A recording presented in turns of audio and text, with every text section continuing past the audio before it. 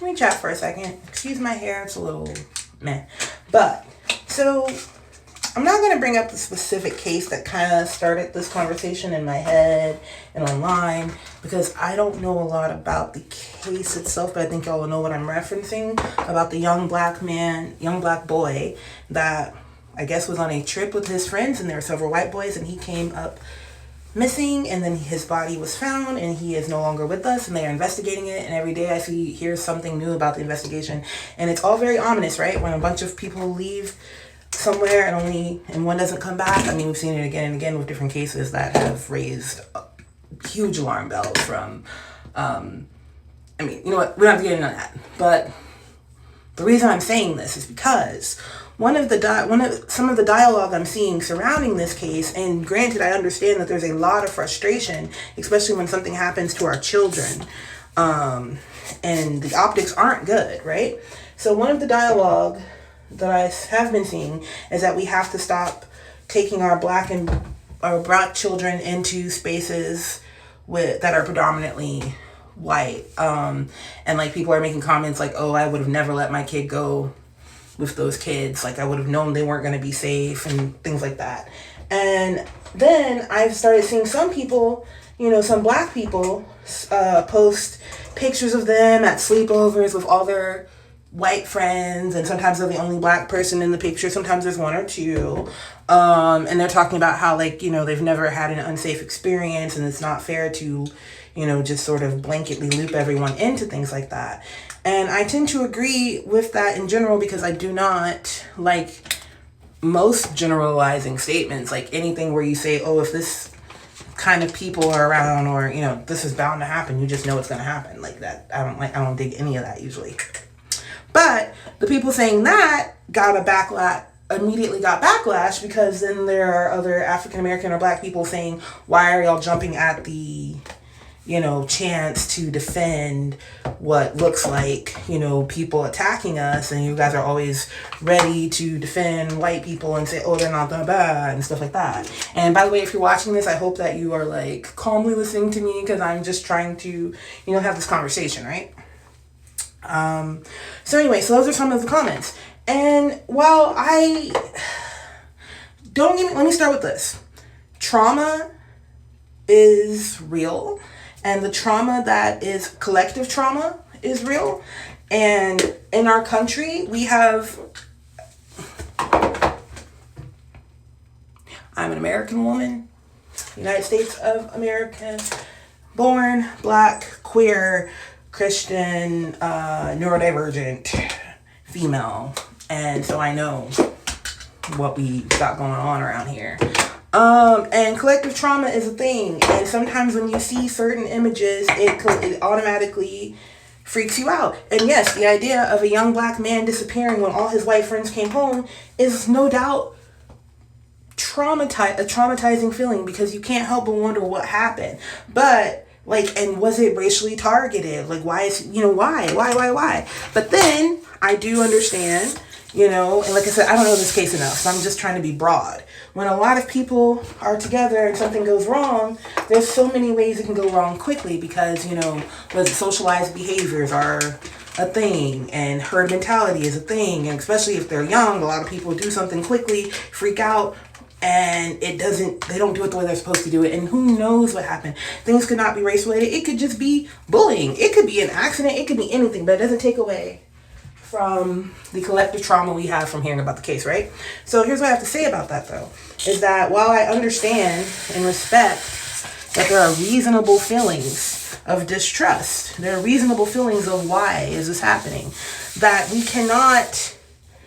I cannot let myself get so jaded that I don't remember that humans are in fact humans, and that this happening to this boy did not negate the fact that I do have safe friends and family that are white. And I think that is why some of those people are coming out with those pictures and trying to say that, because I think what happens is that when people like that try to say those things, people automatically see them as someone playing Captain Save a, I guess it would be Captain Save a white person? I don't know. I'm sorry. I don't know.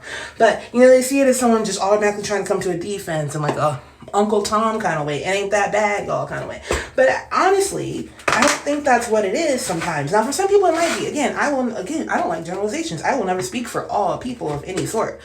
But I think for people, like, because I considered doing it, and then I saw the response, and I said, okay, so this clearly isn't the way to handle this. Because also, I never want to devalue your experience just because my experience was good. I never want to come across saying, well, race, because first of all, I would never say racism isn't real. Matter of fact, some of the people who I hang around and love are non-black people who point out racism faster to me sometimes than even I see it, because I have had such a nice existence in this world for the most part. I would say I haven't faced any direct racism as a child except for maybe one instance in middle school. And you know what? The first people to speak on my behalf, like in the incident, were white girls and one white and Asian girl.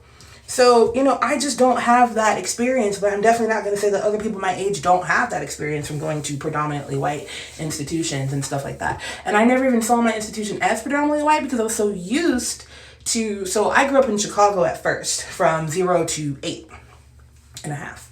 And my school, which I went to the same school pretty much my whole time there because it's K through 12, we were all black kids. Our teachers were all black except for this one white lady who I always forget existed until I remember, and I didn't like her. But anyway, but all my teachers were black. All the students were black except for one student in my class who was Mexican, and her family was there. So as far as I know, we had one Mexican family in the whole school and everybody else was black. And I didn't really notice it, right? I knew other people in this world existed because I have a TV, and also I would visit my grandma in Pensacola, Florida, and I would see other children, other people, other neighbors who were different colors, right? So I knew, in theory, that other people existed. But it wasn't until I went to the zoo that, in Chicago, where we were in our class lineup, right? And then we see another class line up adjacent to us. And it was all white children. And I just remember being like, whoa. Where'd they come? Who? Mind blown. I was like, oh my gosh, white people. That's right. They exist. That's right. Wait a minute. We're over here. They're over there. I've seen Ruby Bridges before. If 1 + 1 = 2, is this segregation? I was mad. I was genuinely irritated. So when I then hear the question, should we stop sending our kids to schools that are considered predominantly white? Then I'm like, oh, well, I don't want to send them to, except for HBCUs and private schools that are black ran. I'm not saying that they're bad. What I am saying is that I think there's value in meeting other people because I do think separation breeds ignorance. And also, I want my school to look like my country, But then I say all that, and I say that that's my belief, and it is, because like I said, I have family, friends, my fiance is white. People are people, and I'm not saying I don't see color, because I do.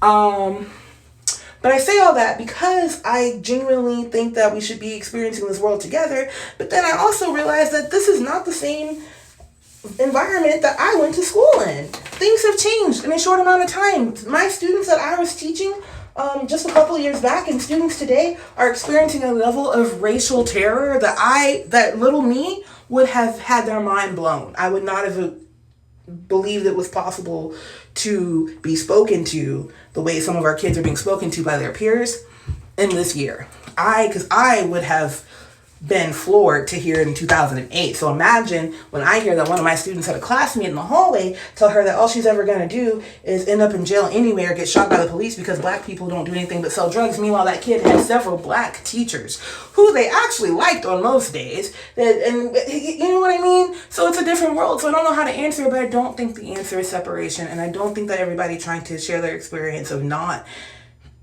being unalived by white people or trying to save white people. I think some of us are just trying to find a way through this that actually works, because we are all here together and we have no choice but to be here together because that's how humanity works.